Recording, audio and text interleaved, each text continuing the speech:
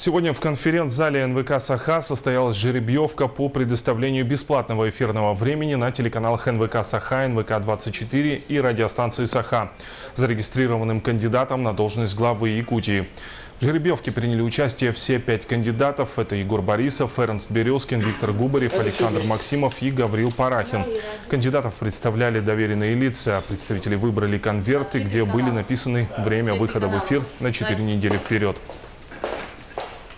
В соответствии с законом у нас общий объем бесплатного эфирного времени, который государственная национальная вещательная компания предоставляет кандидатам на должность главы, составила 300 минут.